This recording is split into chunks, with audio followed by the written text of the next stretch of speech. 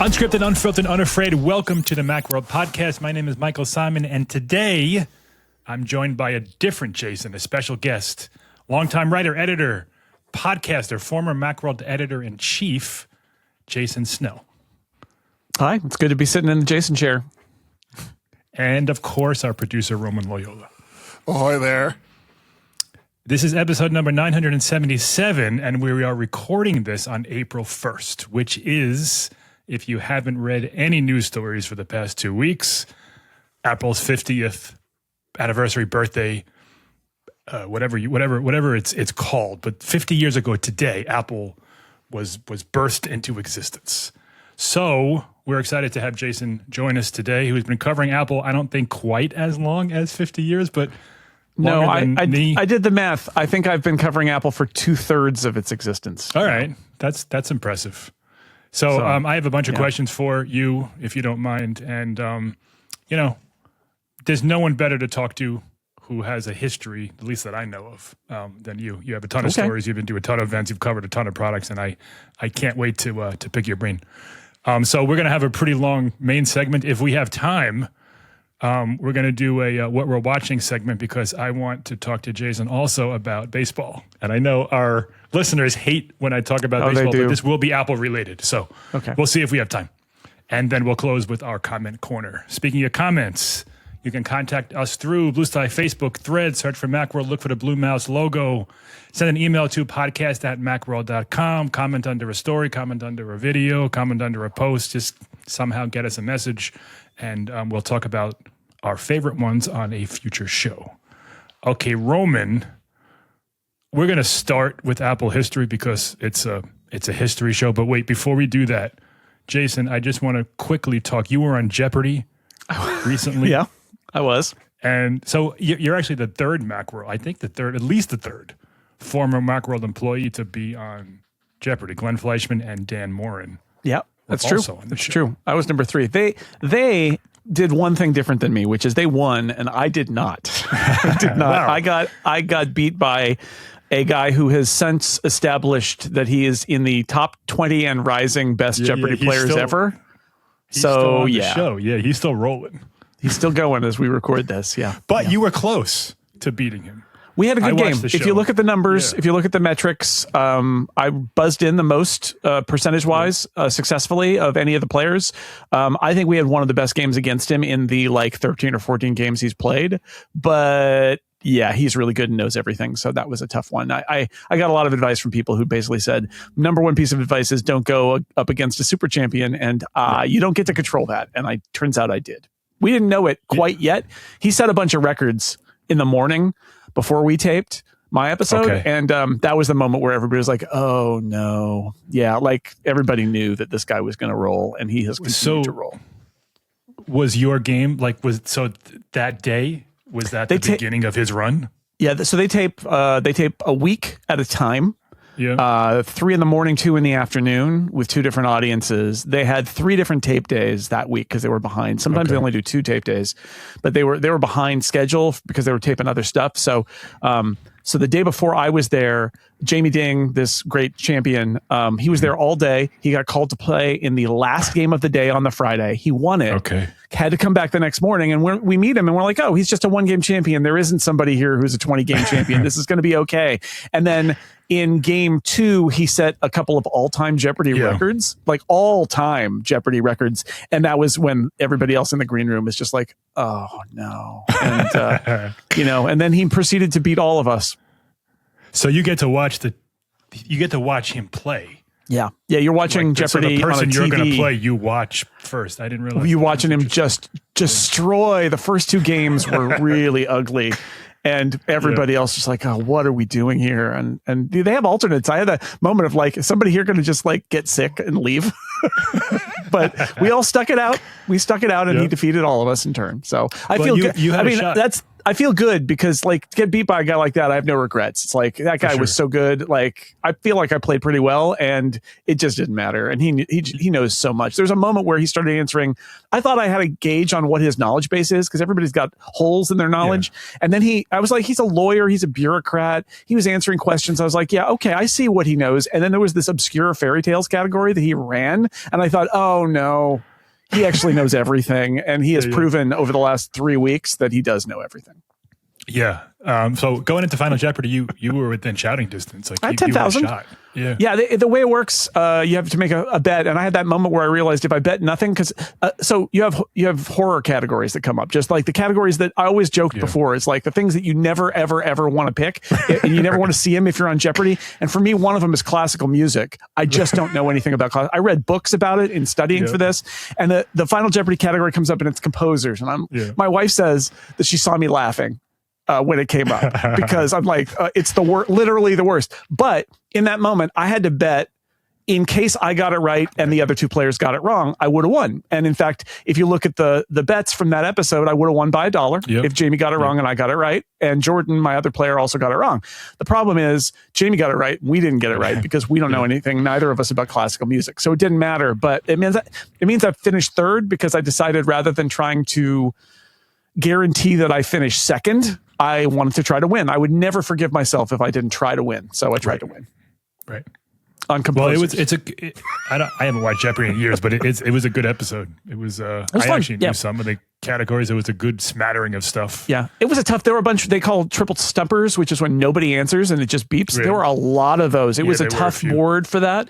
And when I walked out afterward, the audience can kind of go back in between shows and sort of stand in the hallway behind. And my wife was at the door of the green room. I was going to get my stuff, and they let us watch the Friday game, but I was just kind of going to drop some stuff off. And my wife said, I think you did great. And I said, I feel like we got our punches in. And that's all.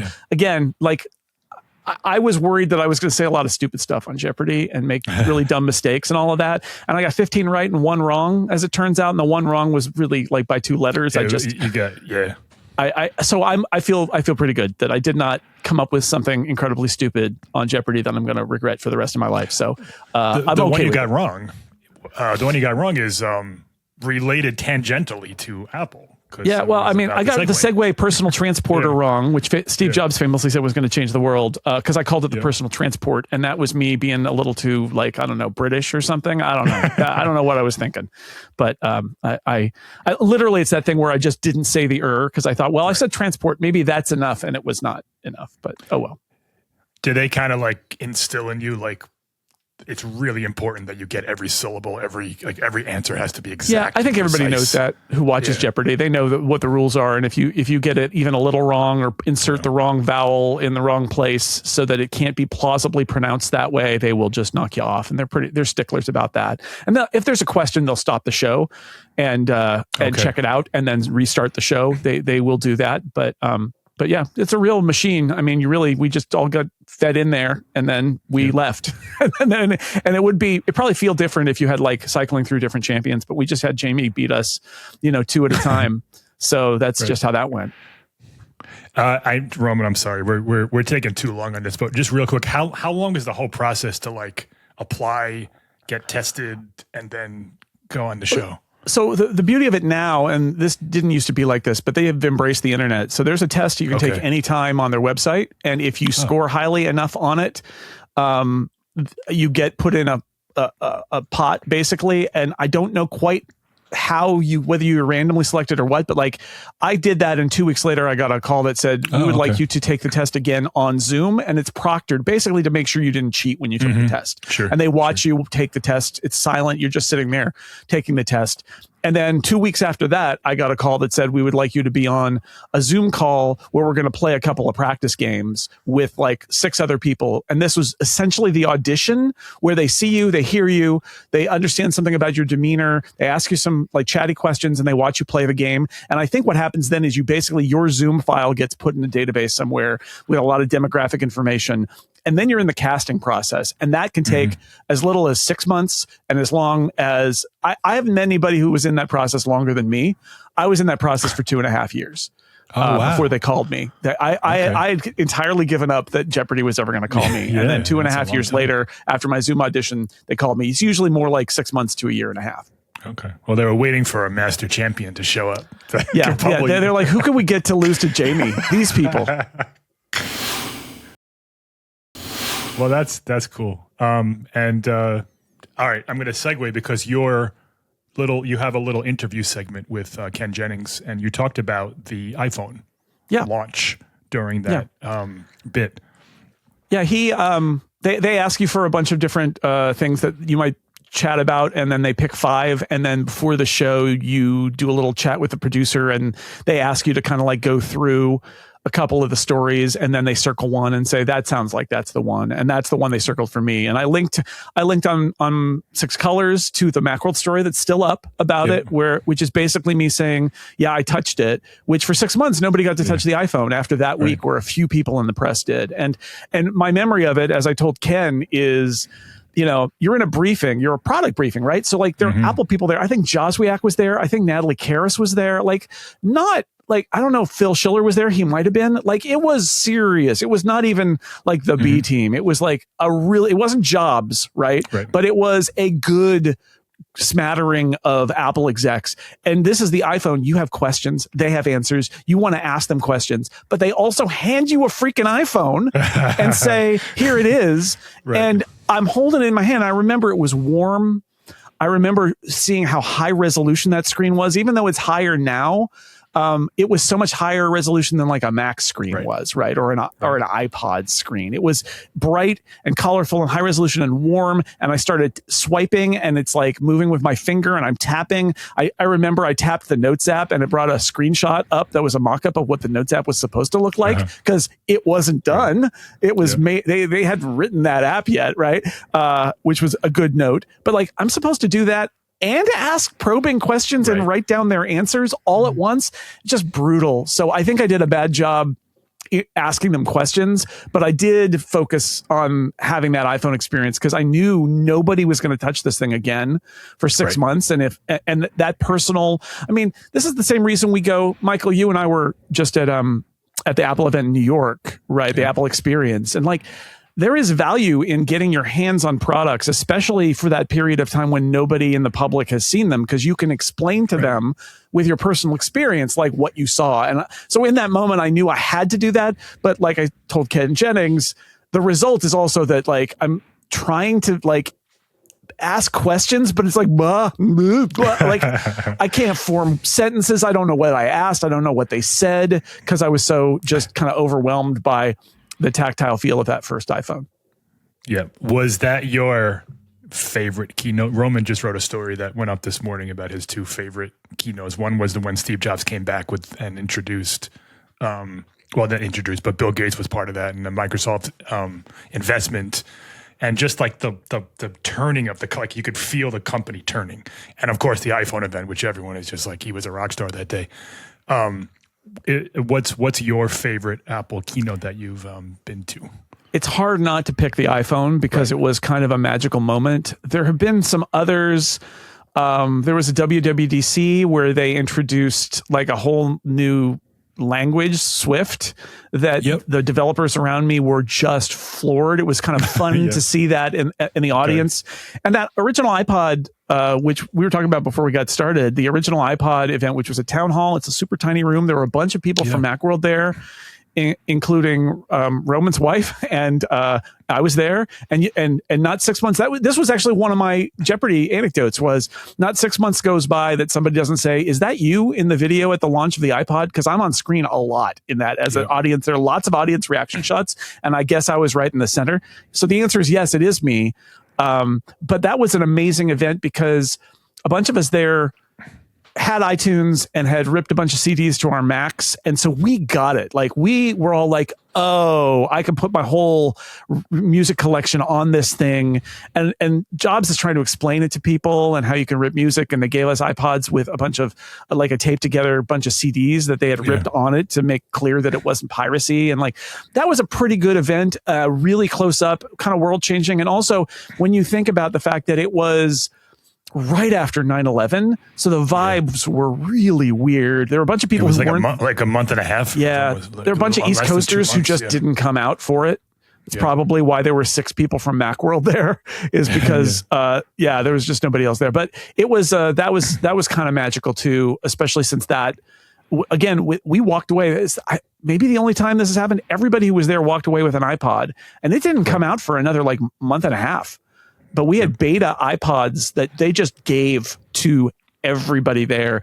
And my daughter was born like a couple weeks later with an iPod playing music in the delivery room, which I think outside of Apple employees, she's probably the first person to be born to iPod music because it wasn't out yet. And then the best part of that story is I could keep that iPod as a souvenir, except for one thing, which is they did a firmware update to it that killed all the beta iPods. And they said, we're sorry, send them back and we'll send you a real one. So we all had to send it back at the end. So the iPod event, it was before I was working like as a real journalist. I was into Apple. I was reading Apple. Did you guys in the press know? So I remember the invitation said like join us, and there was that parenthesis hint. It's not a Mac. So like you knew it wasn't a computer. Did everybody know? Like now we know we knew MacBook Neo was coming out. There were a few surprises. There were rumors.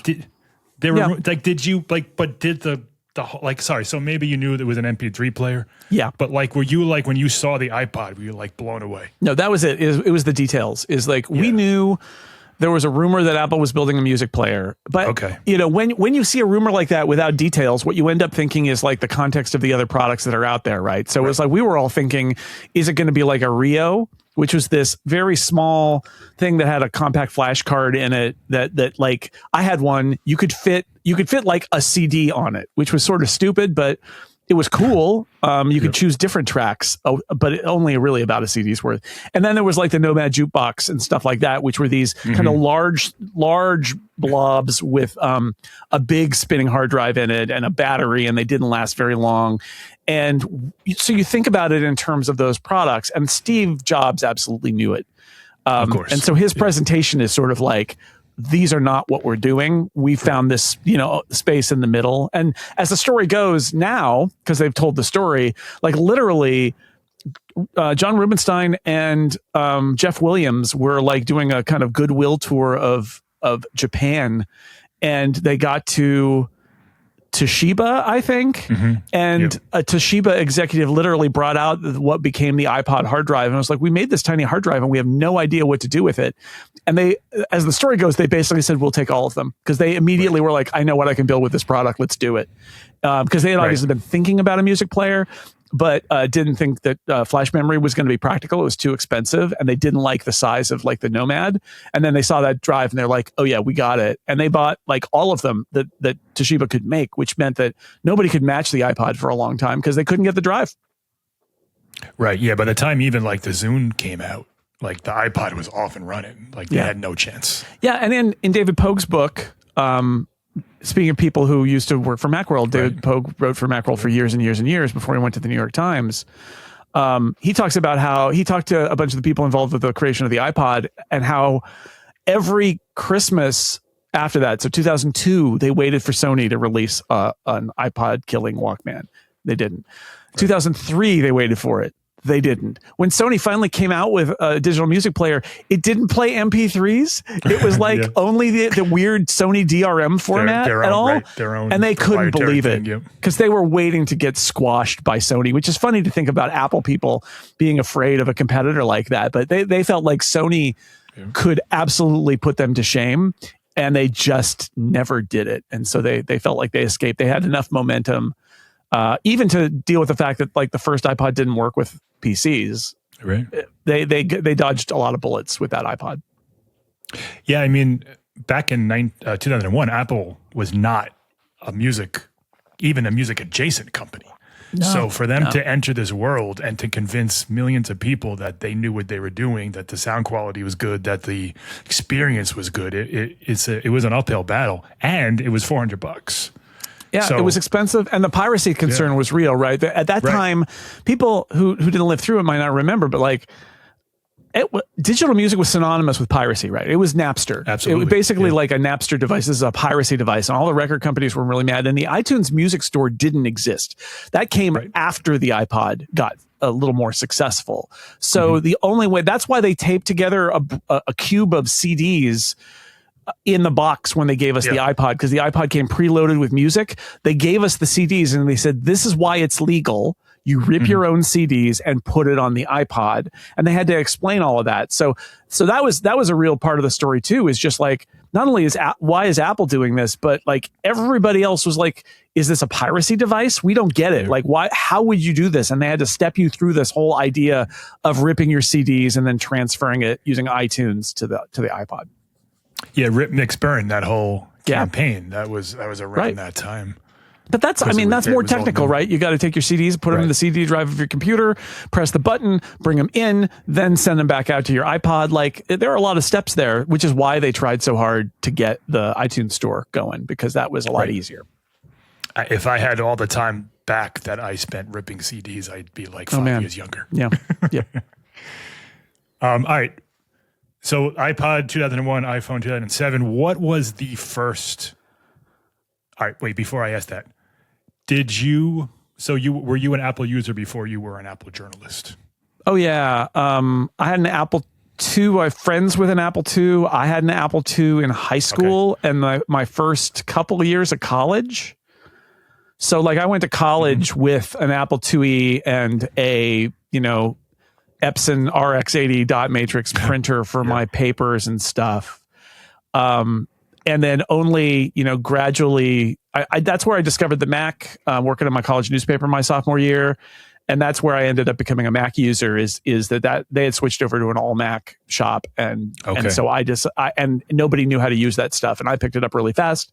And it was definitely one of those moments of like, this is what you're meant to do in your life and career. I ended up being the editor in chief of my college newspaper my senior year. Plus I was the one running like networking connectors so that all the computers could print to the printer, the really nice printer, instead of we used to have to take like floppies over to the nice computer that was attached to the nice printer to print. And I was like, this is ridiculous. And we bought like PhoneNet back then. It was just using phone wires to connect to it. So I was simultaneously like wiring the network and editing the paper. And that was like, I think there's some strong signals here about what I'm going to end up doing for my career. And those signals were accurate. So yeah, I was an Apple II user and then a Mac user very quickly. Huge Mac fan, bought a PowerBook when I went to grad school, and then met, I think I mentioned this in a piece for Macworld that is not up yet, but maybe up soon. I met Pam Piffner, who was the last editor-in-chief of MacUser. She was a senior editor back then. And she was teaching a class in basically desktop publishing at the journalism school at UC Berkeley, where I was. And I was her TA. And basically, I spent that entire semester bugging her about getting an internship. And she finally relented, I guess, and I became a summer intern, which is where I met Roman. And then sort of that was it. That was basically it. And I came over to Macworld when the two magazines merged in 97. So, yeah. Oh, I didn't realize you guys worked together before Macworld. I don't know if I knew that. Oh, yeah. Roman was already there when I started as a summer intern. Roman was already there working in the MacUser lab. Yeah, I started in 1991 working back when magazines had these computer labs, and Ziff Davis had a gigantic computer product testing lab. And yes, and so I had been there, I guess, a year and a half, 2 years before Jason had. And I was in the lab, and then I transitioned over to editorial. Yeah, I think by the time Jason came over. So yeah. And then we worked together until the magazine shut down in 97. So yeah. And then he came back later after going to Mac Addict, Mac Life, and then kind of came back to Macworld. So boomeranged a couple of times. But yeah, back in the day, Roman and I both lived in the East Bay, and we worked on the peninsula, and we would just play Marathon. Yeah. Until the traffic got lighter on the bridge. So fond memories of Marathon from back in the day at MacUser magazine. That was recently an Apple history thing, Roman. It was some anniversary. We talked about Marathon and I believe you played Marathon. When Marathon was released. Yeah, I forget what date. But we groundbreaking. Talked about that a little bit. Yeah. I mean, now Bungie, basically, they went on to do Halo and became incredibly successful, but it was all there with the Marathon games. That was and those were Mac first and Mac only for a while. And that was a real win for Mac users because there were not that many games, but we had the best one. Yeah. There's so many stories about that. Like, I think a Siri as well, but like Apple that was like in there at the beginning and had all these things. And then they just kind of lost, gaming on a Mac. No one thinks about it now. Yeah. But they were there at the beginning. that's always been the case. We worked with Peter Cohen for a long time, who did Mac games, and like the story, Apple not getting gaming has always been true. Games succeed on Apple's platforms not due to anything Apple does, but due to Apple. I mean, doing not anything Apple does on purpose. Let's put it that way. They will create environments where games will happen. But like, I don't think Apple really ever makes it happen. They just sort of happen around Apple. And that has remained the case to this day. I still don't know if I see any real evidence that Apple like super gets gaming. But sometimes they create the right environment for games to flourish. I mean, the App Store is the perfect example of that. Yeah. Right. Exactly. All right. So you use Macs, you use the Apple IIe. What was the first Apple product that you reviewed as a journalist? Oh, that I reviewed. It's going to be some boring beige computer I wish it was the 90s. first exciting product you reviewed as a journalist. Like, I think my first Apple product briefing was for like the Power Mac 6100 or something. There was a Power Mac that had a 6300. Actually, I think it was like we went to a briefing room. Was that the pizza box one or the tower? It was a pizza box that had a bunch of AV on the back. It had like video input and output and stuff, because they were getting into sort of like QuickTime enabled, and that was about when they did the Mac TV and stuff like that. So that's the first briefing I went to, but I was a junior editor there, so I doubt I actually wrote the review of that. First Apple product I reviewed, I don't know. I mean, I'm sure it happened at some point. It probably didn't happen until I was at Macworld, because I was like the web editor at MacUser, and I wrote about the internet when the internet was getting big, and posting things on the internet on our website and all of that. I was told at one point that I shouldn't focus on the website. I should focus on CompuServe. Ha ha ha. Anyway, I was proven right eventually. We got there. But then when I went over to Macworld, I was a features editor in that transition. I'd never done features before, but they found a place for me and my friend Shali McFarland. They just dropped us in under an editor from Macworld who had also, I think, never done features before, and said, good luck. And, when you're doing those features, longer features, sometimes the new Mac review is a feature. And I'm sure that at some point in there, I reviewed a Mac for the first time, an Apple product for the first time.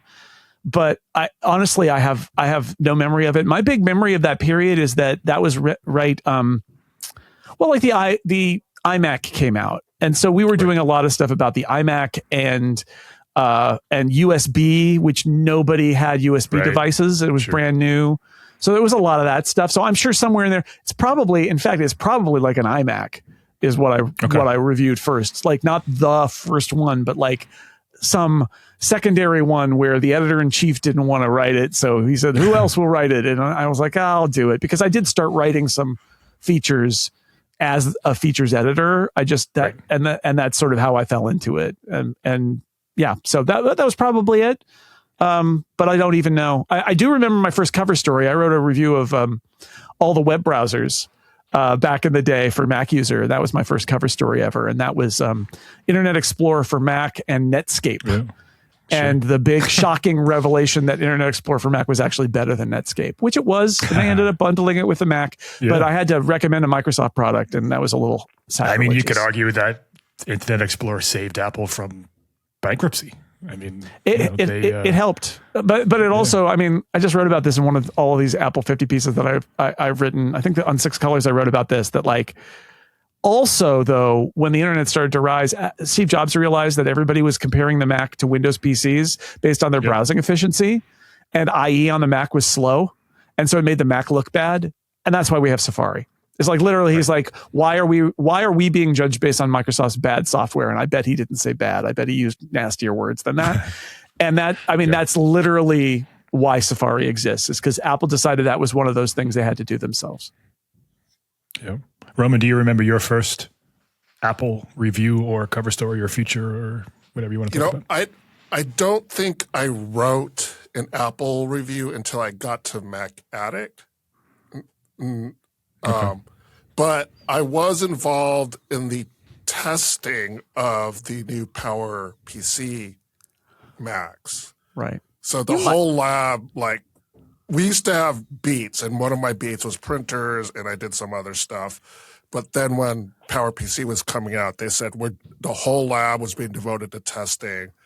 And I remember running benchmarks. And back then, MacUser used application-based benchmarks. So we had to do things like open a 100-page Word document and scroll it. Oh, yeah. And then time how long it took to scroll it and things like that. And for that particular test suite, we ran, I don't remember how many benchmarks, but it was more than we usually ever did. And it was boring. It was pretty boring. So, but that was the first time I was involved in like Apple, a product testing for Apple. So that was for MacUser back in the day. Yeah. It wouldn't surprise me if you got a byline at some point in there, just because there's often those, like, there's 5 products come out and somebody's, one of your big writers is writing the top 3 and the other 2 are like, this definitely happened at Macworld, where it was like, hey, the lab guys tested this. Can they just write this? Yeah. Actually, now that I think about it, I may have done a review of like an Apple laser writer printer. Yeah. Nice. So before doing like any Macs or anything like that. So Laser Writer did not make the little 50 product video that Apple tweeted or on Instagram today. I thought maybe it would. At the time it was important. All right, so you guys were both working in the Macworld or working at Macworld, working in Apple journalism in the early 90s. Did you think you'd have a job 25 years later? There was a dark time in there, right? Yeah. I mean, Sure was. I mean, when Macworld merged with MacUser, I ended up hanging on with Macworld. You went to some other Ziff Davis. You went to like PC Computing or something, right? Yes. So when that all happened, I was invited to come along, and I decided that it was time to try something new. I thought that the timing's right. I'm going to try something different. So I went to PC Computing, and I think I lasted 4 months. I just didn't fit there. Yeah. There was a great staff and everything, but it was just a weird fit for me there. So then I went to a trade publication called Windows NT Systems. Did you use Windows PCs in your personal life, or did you still use Macs? I did. So when I switched over to PC Computing, I used both. Okay. I had a gaming PC. That's what it was. Okay. And I actually built it. I didn't buy it off the rack. I put it together to learn, so I could learn how to build a PC. Yeah. And then I was at this trade publication for like 2 years, and that was a nightmare because it was like this niche B2B publication that for Miller Freeman that nobody even heard of, and it was just really narrow and focused. And then I have to actually go into LinkedIn to see where I work because I can't remember. I'm impressed your LinkedIn history goes back that far. Yeah. At some point I went to Tech TV. Ah, yeah. Okay. Yeah. And I worked with Leo Laporte on the screensavers. I was the web producer for the screensavers. And I was there for like, I don't remember how many years. And did you work with Jerry Day? Was he there then too? Yes, or did he leave? Jerry Day was there. It's literally a guy I went to kindergarten with who suddenly was a producer at Tech TV. It was so weird. Yeah. So weird that we ended up that Windows NT. I just want to say, like, people might be like, why was that? Because this is my career crossroads too, right? This is the same point, and we took different paths. But like in that moment, what everybody in the publishing industry, which was the most important core of Apple's Apple's users, was publishing. The whole plan when Apple went out of business was that the publishing industry was going to go to Windows NT because it was way more advanced than Windows 95 was, right? Like it was on the modern kernel. It was essentially what Mac OS 10 would end up being. And so it seems weird. They're like, oh, well, Windows NT, not Windows. It was like, yeah, but that was sort of like, you're a Mac guy. You understand this segment of the market. That whole market's going to collapse and they're all going to move to Windows NT. So maybe the career move is to go to Windows NT. That was the sales pitch. And I mean, that was certainly my moment where my family members are saying, what are you going to do? You seem to have chosen the wrong career. Yeah. The story I like to tell about Windows NT was that I was literally sitting at my then fiance, my then fiance's garage, her in-laws' garage, doing a garage sale. And the editor-in-chief of the Windows NT Systems magazine came over to the garage sale, and he was acquaintances with my in-laws at the time they were talking. And then I think the question was asked of him, hey, so what are you looking for? And then he jokingly said, I'm actually looking for a new editor. And I said, well, I kind of do that. And then he ended up hiring me. So he literally got me at a garage sale. You got at a garage sale. Amazing. Yeah. So. Yeah, it was dark. It was bad times. It was It was bad times. And the merging of the two magazines, this is like the worst business decision ever by those two. These are two companies, publishing companies at each other's throats. They're arch rivals. Yeah. But what happened, because when I started, the Apple II magazine was still being published in Foster City where we worked at MacUser. It shut down a couple months later.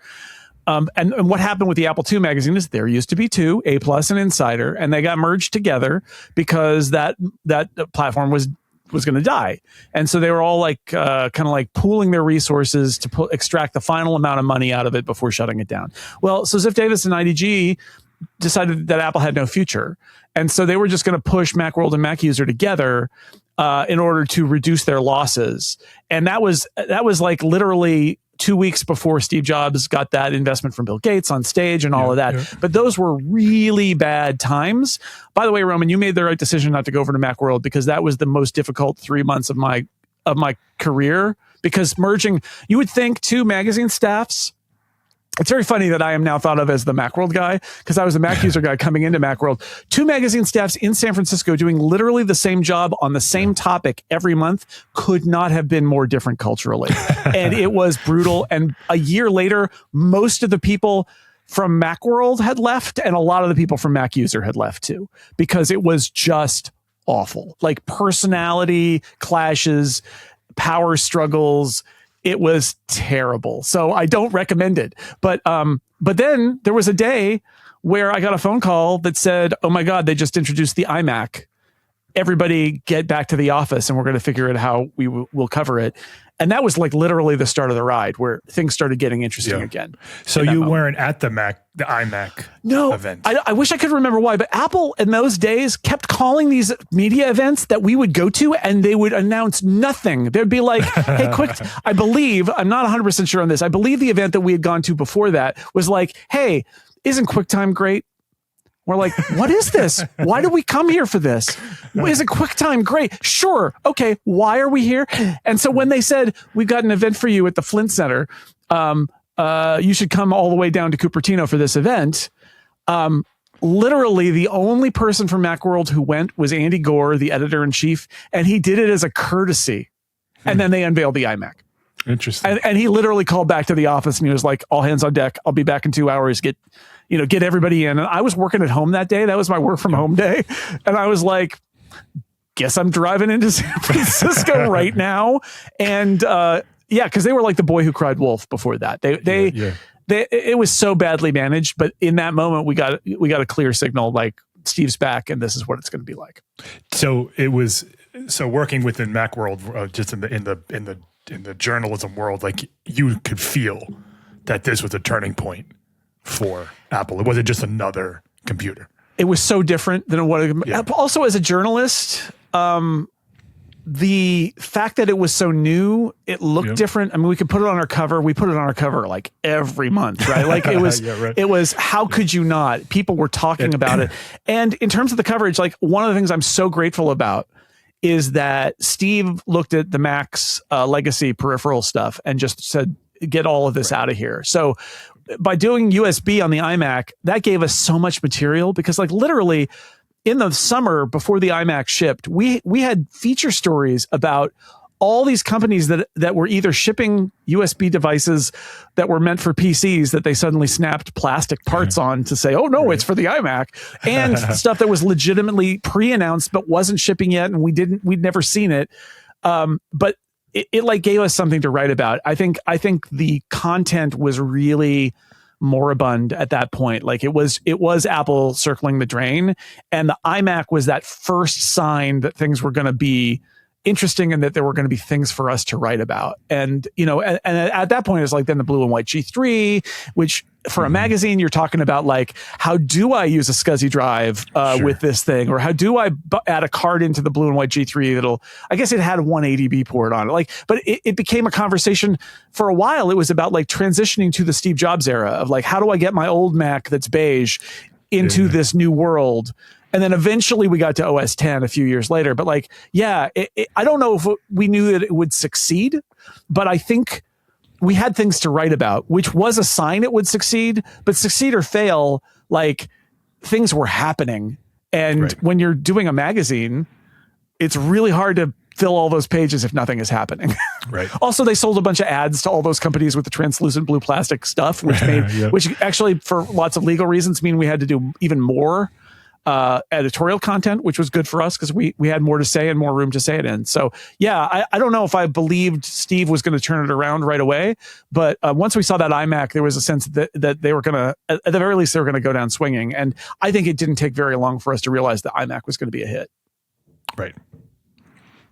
Roman, since we're talking iMac, were you at, I'm trying to remember your chronology.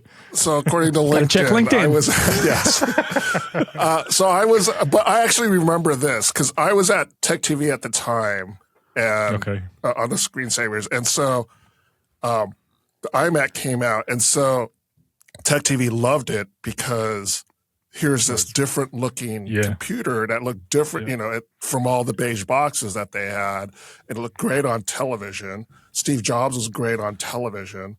So Tech TV just ate it up because it was different from what they usually had. Yeah. But I remember sitting there, doing what I did for the website and thinking, being a little jealous that I was detached from the coverage at that point. Okay. So, I mean, I worked on the website for the screensavers so I wrote stuff up, but I didn't have the direct connection that I remember having when I was back, in the magazine days. So it was a little different. So that's what I remember most about it is this personal kind of like, that fear of missing out. I was fully in that a little bit.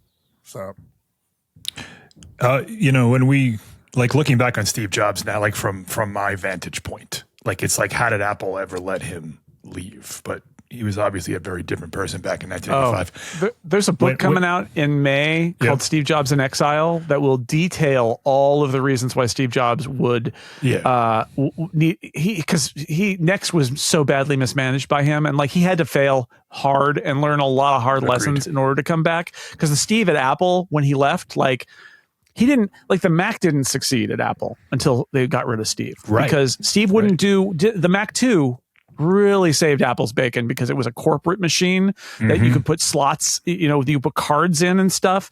And like Steve was adamant, like no cards, no slots, nothing. He had the same argument with Woz about the Apple II, and Woz was like, are you high? We're absolutely doing slots. And that happened again. And it was really only when Steve left and they brought in Jean-Louis Gasset and they shipped the Mac II and that whole Mac II series plus the Mac SE. And that's what made Mac sales go through the roof. So like Steve was bad for Apple back then, I would say. I mean, it's great that he shipped the Mac and we all owe him a huge debt of gratitude for that. But like he had a lot of bad ideas and it took him the beating he took at Next for him to grow up. And so that book, Steve Jobs in Exile, coming out in a couple months, or next month in May, highly recommend. It's kind of brutal reading because there are so many moments in the book where you're like, oh, at this moment, if he made the right decision, Next might have been huge. Next could have even taken on Windows. And he makes the wrong decision every single time. It's amazing. When he came back, when they announced that they were buying Next and bringing him back, what was the feeling from your end of things? Did it matter? or was it like, oh, okay, that's interesting?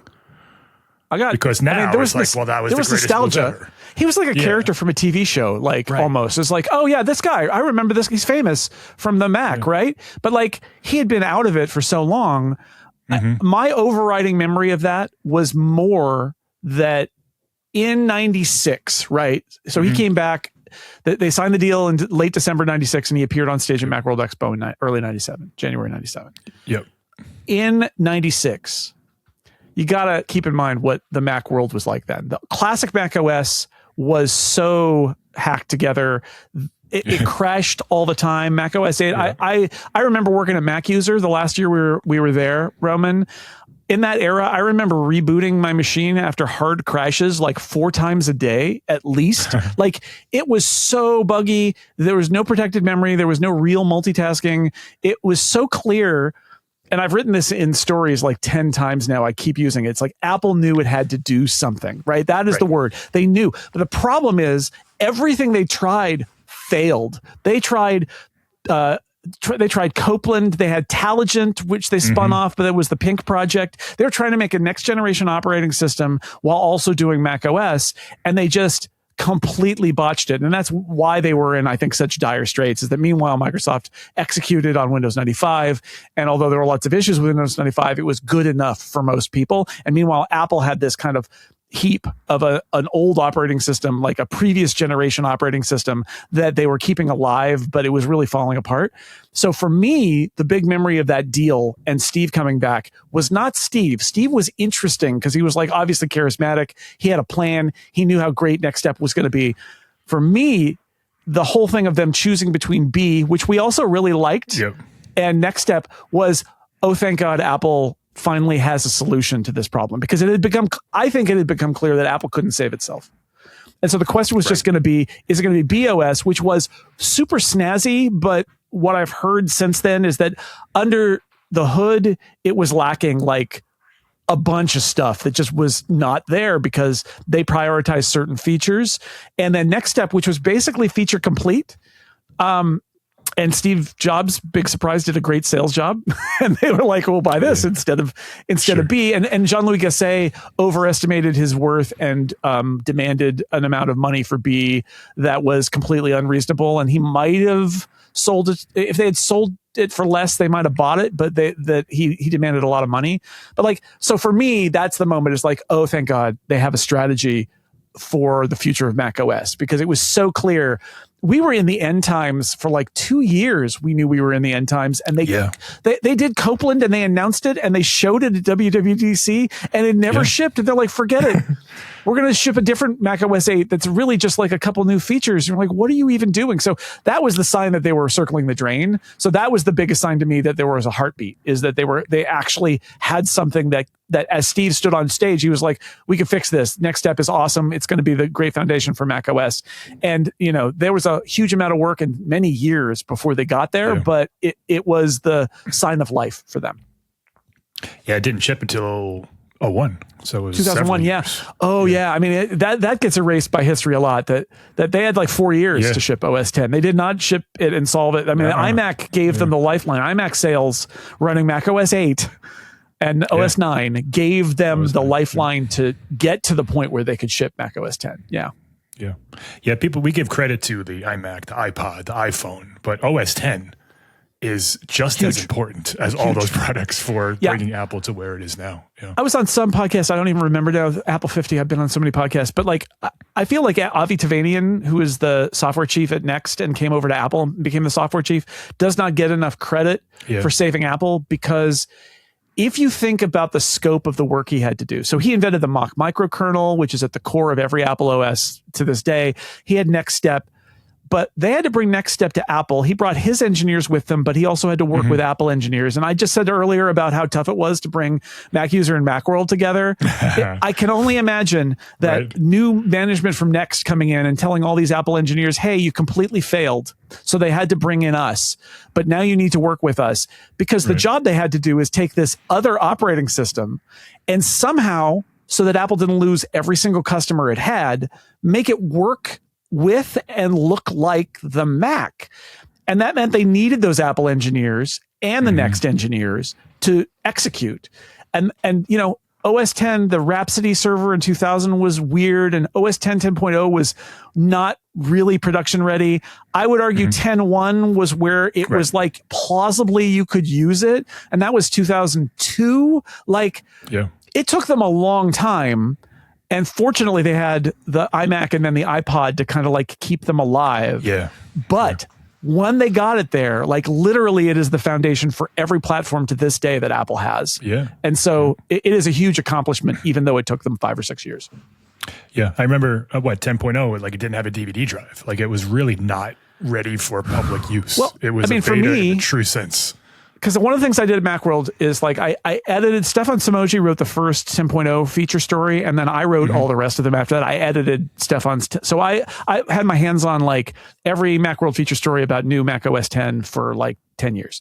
And my memory of it is that 10.0 was, well, first off, my memory is that there was Rhapsody and it was in the lab. Roman. It was in the lab. I would go in there and talk to Christina, and we had it on and like we had it on one system, and we poked at it, and it was like, this is really weird, and it looks a lot like Next Step, but it's sort of Apple, but not really. And then 10.0 came out, and it was like a science experiment. Like you could boot into it like we booted into BOS and like try it out.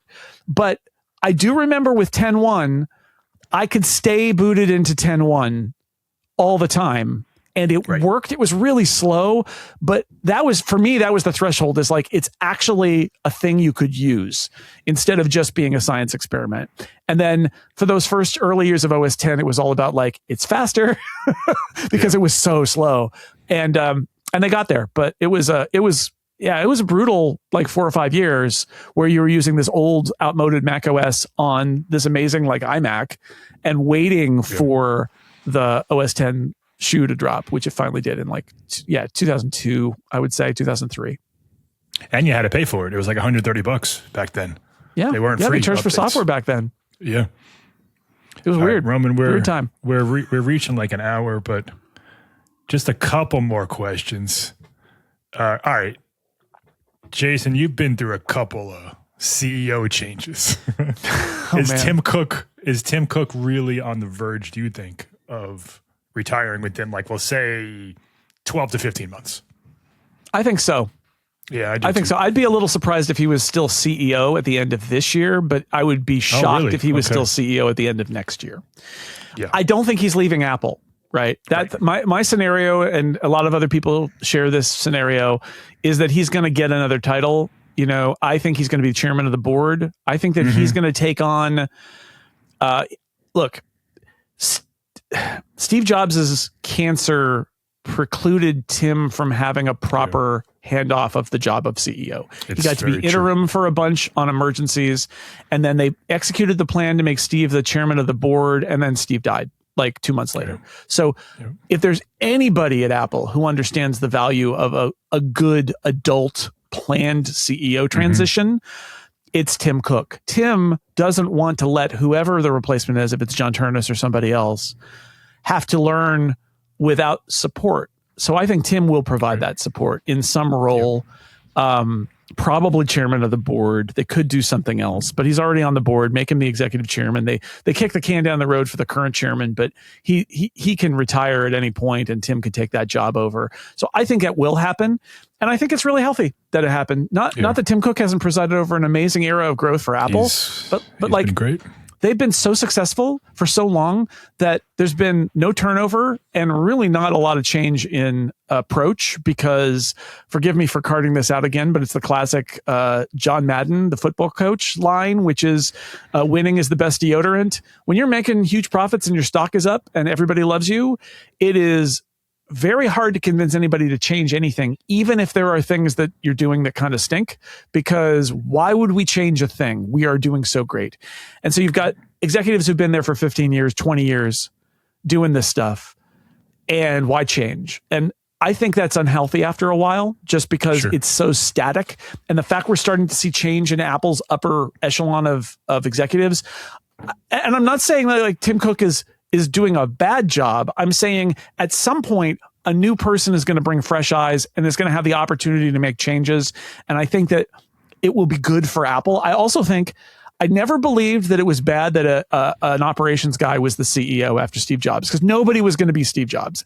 And Tim Cook has proven to be a good CEO, especially in his operations background. But overall, that said, after all this time, having somebody who's a little more product focused as CEO, if it is John Ternus, probably healthy too. So I'm looking forward, not from a let's get Tim Cook out of here, he's a bum kind of approach, but more like, I think change is good. I think change is good after a while. And I think Apple has been so successful for so long that it would be useful for them to have the opportunity to revisit some of their decisions and some of their policies and some of their strategies and just say, does this make sense now, in a way that it's not going to ever be the case when it's the people who've been making those decisions over the last 15 years. Right. Yeah. I mean, Steve Jobs, the last great thing he did was to appoint Tim Cook as his successor, because had it been someone who tried to be another Steve Jobs, it wouldn't have worked. Yeah. Tim Cook was perfect because he understood because he wasn't the legacy. Steve. Right. Yeah. But he still understood Steve's role and importance and the culture. Right. He still talks about it. Today, he was in an interview talking about how Steve Jobs is still the head of the company, basically. He let him be, he let him breathe, he let him have his air, yet he still did things his own way. Is it going to be Ternus, you think, next? I struggle. I mean, that name's been in our heads for 2 years now. Thanks, Mark Gurman. So we don't, it's hard to say, but I don't know who else it would be, honestly, at that level. There was a time when it could have been like Jeff Williams or somebody, but who's the same age as Tim Cook. John Ternus is younger, so there's more of a runway for him. I have a hard time seeing who else it would be. I think that Apple's hardware is its strongest feature, and has been for the last 15 years, really, 10 years, certainly. And so, and I don't know enough about the personalities. Of could Johnny Srouji be a CEO? I mean, maybe. I don't know. But there are not that many people at Apple who I would look at and say, I think that person could be the CEO. And I don't think that it can be anybody from the outside. I think it has to be somebody from Apple. I agree. Because like you said, Steve Jobs, one of the products that he shipped before he died was Apple's corporate culture. That's why Apple University exists. We have a bunch of former colleagues at Macworld who work at Apple University now, among other places. That is about the Steve Jobs culture persisting. And so I think you got to have somebody who gets Apple, and Ternus is basically an Apple lifer. So he's a good choice from the right place. But none of us have worked with him directly, right? So I appreciate that there could be other people. I'm not, given all of the buzz about it, he does seem like the obvious choice, though. Yeah, I agree. I remember the first time I took notice of John Ternus was it was when the Mac Studio was introduced, so the M1 Ultra, and he did, they don't have events anymore, so they have those production. That was COVID, so that was just videos in 2020, yeah. And I remember oh wow, who's this guy? And he was, he just commanded the screen. He has a personality. We saw him a couple weeks ago in New York City. Yeah. And he could work a room. He has the personality that's, Tim Cook is Tim Cook. He doesn't have that energy, that electricity. But I mean, he's great at what he does. Ternus kind of has a little bit of both. He has the Tim Cook way of seeing things and the Steve Jobs charisma. And I think maybe he's kind of perfect for them right now. Could be worse than having a product guy at this moment in time, especially if Tim makes a point of still being there, deals with a lot of the global politics and tariffs and things stuff, so that he can sort of shield John Ternus from that and focus on the other parts of Apple. I do think that that's the best scenario. And I think, because I don't think Tim wants to what else is Tim Cook going to do? Right. I think he wants to be involved with Apple, but at some point, I think even he will say, maybe I can take one step back. And like I said, I don't want to overemphasize it, but Tim didn't get the chance to have the mentorship that I think he wishes he had with Steve, because Steve was gone too soon. And I don't think he wants to do that to his successor. Sure thing. And this is a kind of a perfect year. 50th anniversary. The MacBook Neo came out. iPhone Fold's coming out. This is a legacy year. And if he says in January, February, like I'm going to step down and it'll be a 2-year process and here's my success, like that could absolutely work. All right. Probably record sales numbers too. The iPhone sales are going so well. It'll probably be a bunch of record quarters and record Mac's sales. Go through the roof. Yeah. Yeah. All right. I got so many questions I didn't ask, but what product do you think of when you think of something that you tested and you were like, this thing just sucks? Oh, wow. Well, my memory goes, there was a company that made, who will remain nameless, who made a security hard drive. Okay. And with a fingerprint scanner on it. And the idea was it was encrypted until you scanned your fingerprint. And we opened it up and took the hard drive out and just plugged it in, and it worked because all their encryption was in the bridge chip, not on the hard drive. Yeah. That's funny. And they were a big advertiser, and they were very unhappy with our negative review and yelled at me a lot about it. And I kept saying, like, you marketed this thing everywhere as being secure, and it's super insecure. So why are you yelling at me? But that was maybe the angriest, and that vendor in general was a very angry vendor. I did a lot of damage control visits to those people over the years. Do they still exist? That was, I don't even know if they do. They might. Okay. I don't know. There's another vendor who is also very angry who does still exist, and I actually buy products from them all the time. But that sometimes some of these independent Apple related vendors, it's like some of them there's just some guy in charge who is a nightmare, and you just have to deal with them as a member of the press. But woe to you if you write a bad review of their product. But that product was so bad that we had to do it. All right, Jason. Last question. What are you most excited to see of all the rumors that are coming out? There's quite a few. What are you most excited to get your hands on in the next, X number of months, whatever, a year and a half, whatever it is? I mean, everybody, I think, is really interested in what this folding phone is, folding iPhone, if it exists. I think that it'll be interesting to see what they do that other folding phones haven't done.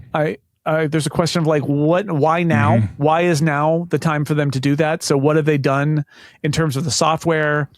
The rumors are that they are happy with the level of the crease on the folded screen. The dimensions of it that are rumored are interesting because it's more interesting as an iPad than it is as a phone. I don't know how well it'll do, but I'm not sure it matters because it'll be an iPhone and it will be an interesting experiment. And I suspect because it's an iPhone, it will be the best selling folding phone ever, just because it's an iPhone. And those other folding phones haven't sold that well anyway. But I just kind of, from leaving aside its business success, I just want to see that product because that is Apple stretching in a really different way. And Apple's success with the iPad, I think, is their huge secret sauce on that product. Is Android tablet apps are so bad, even now are so bad. And the iPad, you have the entire iPad app library, which I know this is technically not an iPad, but like those size classes for apps of that size when it's unfolded are going to basically be iPad apps. And Apple has those. So that's the weirdest product that Apple, the MacBook Neo is already out, so I can't anticipate that anymore. So we're left with that. I think the folding phone is going to be the weirdest Apple product in a while. And I love it when Apple tries something weird. They've obviously got a reason to do it, right? Like they don't do the Samsung thing where they throw things against a wall and see what sticks. They try to pick their moment, and if they picked this moment, I really want to see why. Yeah, it's been 6 or 7 years since the first real actual folding phone was sold. So it's not like it's and they could have just said, you know what, it's not a success. People don't care. We're not going to do it. So yeah, I agree. I'm super interested to see how they market this thing. I'm expecting it to be at least $2,000. So it's not something that's an impulse. But even if you're buying a Pro phone, it's way more expensive than that. Yeah, I think one thing that I keep thinking about is when they did the iPhone 10 and it was so much more expensive than the standard iPhone was. Remember, it was $1,000 for a phone. What? And then they keep raising the price, and they added the Pro Max above it, and they keep raising the price. And what I think has happened, and now we see they've got 4 or 5 new iPhone models every year. I think since the iPhone 10, Apple has been trying to find the point at which some portion of their market will say, that's too much money. I don't want to give that money to Apple. I don't think they found so it either. yet. Yeah, and I think that is part of the reason for the fold is like, well, they'll buy a $1,600 Pro Max. Will they buy a $2,100, $2,200 folding phone? And the answer is yes, right? Like how many, I don't know, but I think the answer is yes. And that is honestly, if you're Tim Cook, if you're a business person and you realize that you're charging a price that some portion of your audience is not flinching at, you need to give them something more expensive to buy, because they'll give you even more of their money. And I think they've been doing this since the iPhone 10. And the nice part is that there are also like the iPhone 17 no Pro is amazing, especially since they added all those Pro features in, right? So it's not like there isn't a more affordable iPhone, but what they want to do is say, if you only want to spend $700 for a phone, great. If you don't mind spending $2,000 for a phone, we would love for you to give us that money. And I think they're still exploring that. Yeah, and it's not like the Samsung Z Fold, whatever it's called, that's $2,000 too. It's not like they're going to be that much more expensive than other ones. Right. True. So yeah, I'm with you on that. And the kind of hybrid iOS, iPad OS, like, will it have a different name?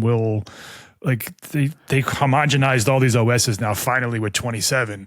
So they could just kind of squeeze one in there between iOS and iPadOS, or it's iOS on the outside, iPad OS on the inside. Like it's, I think it's just going to be iOS, and they're going to say that there's a split view mode on the inside. Oh, so you don't think we'll have the floating? I don't even think they'll say iPad you don't think OS. We'll have the floating windows like we do on iPad OS? I don't think so. I think Gurman said it probably won't. And I think he's probably right. Like it's so small because it's smaller than an iPad mini. I think if you could do, picture in picture and split view, I think you're good enough on that device. All right. Well, cool. We'll see. Well, we're not going to wait another 50 years to have you on the show because this was fun. All right, Roman, do we have time great. for I've been on time to talk baseball? hundreds of Macworld podcasts over the years, but it's been a little while, so it's good to be back. Roman, do we have time to talk baseball? What do you think? I'll leave it up to you as producer. You're muted. You're muted. Sorry, I'm muted. We always have time to talk about baseball. All right, real quick. We'll try to keep regardless of what our listeners we'll try say. to keep it under like 10 minutes. But I know you're a baseball fan, Jason. Are you a Giants fan? So I wear this hat in your honor. I'm actually a Red Sox fan, but I'm a baseball in general fan, and the Red Sox stink right now. So, all right. So opening day was last week on Netflix. I assume you watched it because it was your team. I did. My team, yeah. Those are so Amazon does baseball too, but we'll compare Netflix and Apple. Apple's been doing Friday Night Baseball for about 4 years, and when they started, I read an article that you wrote, kind of, taking them the task for not doing it right. So, your opinion. Is Apple getting it better than Netflix did? Because I have my thoughts too, but I want to hear yours first. Yeah, I mean, I think Apple's broadcast looks way better than Netflix's broadcast. And they've toned down some, like they had like weird odds with like percentages into the thousandths of a percent that were just ludicrous. I actually wrote that, and then the guy from the company who made those stats emailed me, and he's like, "Yeah, I think you're right. I'm sorry about that." I was like, "Okay," and they're not as bad now, so that's nice. But it's hard. The other thing to remember is that like Netflix and Apple both are just kind of using somebody else's broadcast infrastructure. I believe they're using MLB's own MLB network, basically infrastructure, and then they, but Apple's graphics are custom and they're clean, and Netflix's graphics were custom and they were garbage. They're just a mess. So I don't know, but it's the first baseball game for Netflix, and they've got an ongoing relationship. They're gonna do some special events. They're gonna do the home run derby. I think you got to give them time. It's an experiment for them, kind of like it's been for Apple, and it's fine. I mean, neither of them are setting the world on fire, but it's okay.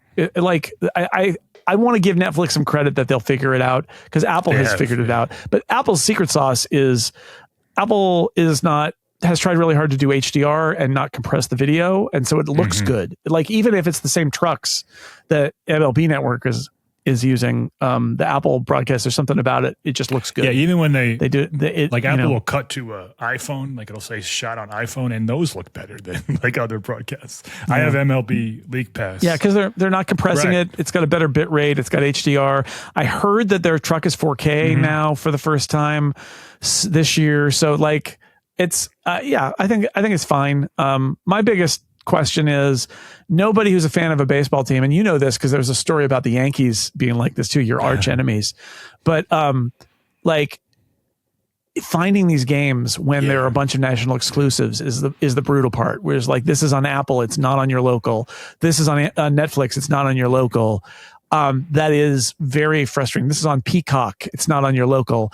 And when they and there's a strategy that Major League Baseball is trying to get to where they solve a lot of these issues when all their contracts expire. Right. I just hope that when that happens, fans of a team are given the option to see all the games of their team, right? I just hope that these exclusive national broadcast windows go away.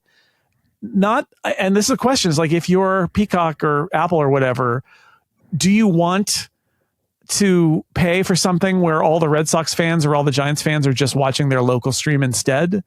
I don't know if you do, but I think that's what's really making fans angry right now is the idea that if I want to see tonight's game, I have to subscribe to Peacock. What's that about? And like, I get it for a national showcase where it's like, we're showing this to everybody and it's on Peacock, but in San Francisco and Boston, this Giants Red Sox game is also on their local TV. That's what the NFL does. Right. And it works pretty well. If you're in a local market, and it's on cable or streaming, it's also on a local channel in your market. I think that's the part that Apple has to solve, because right now that MLB has to solve, because Apple does a good job with Friday Night Baseball. It's fine, but most of what they get is ridicule and anger because fans don't understand why their game's not on TV, because it's a national exclusive that's been taken away from them by Apple. And like, I don't know. It just seems broken, and that they shouldn't do that. Yeah, and it's a separate discussion. But I subscribe to MLB League Pass or Season Pass, whatever it's called, and I can't watch Red Sox, Yankees, or Mets games through that because I live in Connecticut and I'm close enough geographically to each. And I'm assuming you're in the same boat in California with blackouts. Yeah, I mean, I think I blacked out of the A's games, but there should be now. Yeah, I don't know. I think there's a package now where you can pay NESN. I can pay them and get all Red Sox games. Yeah, or I can pay Yes Network. Exactly, it is extra because it's the local revenue thing. Yeah. But you're right. If you want to watch every game for your favorite TV, assuming you're not a fan of like the Cincinnati Reds, if you're a fan of a major market team, you got to subscribe to several different. Shots fired at the Reds. The first one I thought of. Everybody, even the Reds, even the Mariners, even the Brewers, like everybody gets their week in the barrel where they're on Peacock or Apple TV or something. And baseball's so much about continuity, about your local announcers and stuff, that that's the part. Because the broadcasts are fine. I don't have a problem with that. I am glad. Actually, one of my favorite things that Apple did is that they put the local radio broadcasts on the Apple TV stream now. So you can watch their pictures and listen to your local radio broadcast of that game. That's really awesome. A good move. That's really smart. And then, I think that is a way forward that maybe everybody should do. Yeah. And we'll have you on in a future show to talk about sports, because Apple and sports is one of those things that I'm constantly put a big label up and tell people, danger, this is a sports episode. Run away. All right, Roman. Apple history is done. So let's talk. We didn't do Apple history.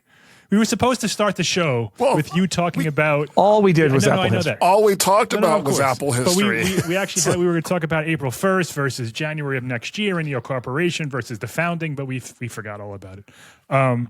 We could cover that next year. Yeah. There's a scandal here that allows us to do an Apple 50th anniversary again because Apple was not incorporated on April 1st of 1976. They just Ron Wayne filed some paperwork saying that there was an Apple Computer Company partnership, and Apple Computer Inc. didn't happen until January of 1977, which means we get to do this all again next year. Or it's a year-long celebration. That's what I feel like Yeah, burst into Apple Park while Paul McCartney is performing and knock over his microphone and go, "It's all wrong. It's not until January," and see how you do. But yeah. Just quick before we leave Apple history. Like April 1st, it has nothing to do with April Fool's Day, right? Like I've done so much research on this and I can't find it. It just seems to be like just coincidental, right? Yeah, they signed the paperwork on March 31st, and Ron Wayne took it down to the Santa Clara County office to file it as a legal partnership on April 1st. And it didn't have anything to do with, I've seen no evidence that had anything to do with, I mean, Jobs and Woz were merry pranksters. There's no doubt about it. But I don't think so. I think one of the great things about this anniversary is that a lot of myths about Apple have gotten squashed. Pogue did a bunch of them in his book. Harry McCracken did a bunch of them in his oral history for Fast Company. Like there's a lot of these going around, including the fact that the incorporation happened in January of 1977. But yeah, the whole myth that those two pranksters did it on April Fool's Day for fun. No evidence for that at all. It's perfect.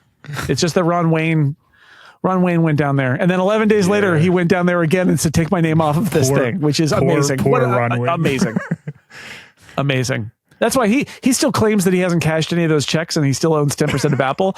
But one of the books I read pointed out that when they incorporated in January of 77, sorry, I'm stealing our podcast for January of 2027, but like. That what happened is later that year, Apple Computer Incorporated bought Apple Computer Company, purchased them, and they sent Ron Wayne another check for 10% of that purchase price. And so if Ron Wayne's like, "Well, but I didn't cash it," it's like, okay, you could cash it. We'll write you another check for that amount. But like the thing you were a partner of and the thing we're celebrating today, it's not what Apple is now. The Apple Corporation purchased the assets of that partnership in 77. And so it's not a continuation really legally of the partnership in 76. He could, that's all. I am not a crackpot. This really happened. He could probably sell the check for like a couple mil at Sotheby's or something. Yeah. He's still with us. Yeah. He was at the Pogue event at the Computer History Museum. He's in his 90s now. He's a little bit of a kook, but you gotta love him. Yeah, I suppose so. That's true. That's fair. All right, Roman, let's wrap this up with comments. Yeah. All right, we'll do some quick comments. Arthur K. sent us an email about his fond memories of the Apple IIe. He wrote, "I gushed over the machine, and that excitement continued when I installed the expansion cards. That machine was my bedrock and definitely was an ally for my production support tasks." See, Steve, cards, they're important. Cards were important. My personal Apple experience, I never actually used a 1 or a 2, an Apple 1 or Apple 2. My first introduction was a Macintosh, so back in 86 in high school. Did you use an Apple IIe, Jason? You used an Apple II. Oh, yeah, that was the first Apple product that I bought was the IIe as a high school student. That's what I got. So yeah, it was great. That kept Apple alive for way after the Mac started. Yeah. The Apple IIe was still the primary revenue generator at Apple for like another 3 or 4 years. And they, like I said earlier, they couldn't kill it. Like the Lisa, the Apple III, they kept trying to kill it, the Mac, and they just kept selling because it was such a hit. Jason Cross, he posted a short about the original Apple logo, which features a quote from Isaac Newton. No, it's Wordsworth. It's a picture of Newton. Right. A quote from Wordsworth. It's Ron Wayne. Right, it's the genius of Ron Wayne again, his 11 days at Apple. So if you're watching the video, I'll show the original Apple logo. Nova Has Fleas on YouTube said, "A logo with a poem in it is kind of metal. They should bring it back." I was thinking it looks like a stained glass window. Somebody should do a stained glass window version of the. It's a gorgeous logo of the Newton Apple logo. You can't put it on a product. It is. It's a beautiful work of art. Ron Wayne was a graphic designer.